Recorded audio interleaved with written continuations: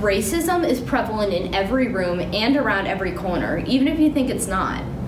For many years, it has continually been an issue and will continue to be an issue until people begin to stand up for those being discriminated against or the voice of the oppressed is heard.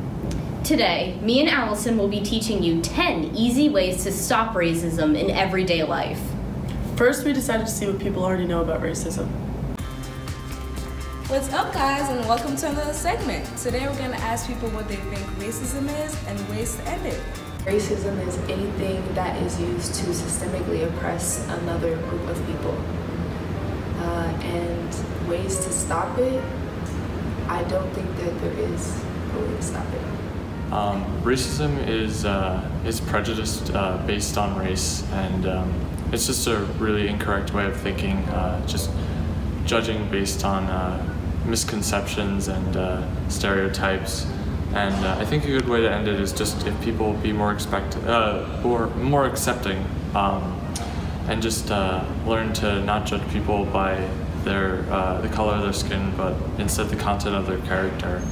And that way everyone can be happier and more accepting, and we can all live in a more peaceful world. When I immediately think of racism, I think of hate, bigotry, and just whatever's wrong in this world. And I feel as though ways to end it is to just be more open-minded, more inclusive, and more thoughtful of other people's opinions. So.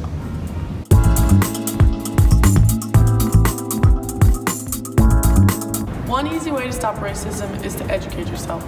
Take time to learn about other cultures. You may be surprised by what you learn. Never assume someone's race or ethnicity. When in doubt, just don't say anything. Or only if you think it's appropriate to do so, ask them very politely. Support anti-racism and social justice organizations. There are so many out there, and even if you don't want to join one, you can still donate to one. Either way, you're making a difference. In fact, there's even one here at Montclair. Social media is a huge platform where racism occurs. It is easy for someone to tweet something that they would never say in real life.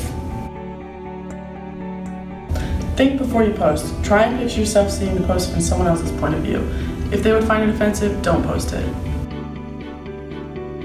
Even if what you think you're about to post could be possibly offensive, just don't post it. It's better to be safe than sorry. Once something is online, it's there forever. Report offensive content. If you find anything to be offensive on any social media platform, never be afraid to report it. It is important to remember that we are all human and that mistakes will happen.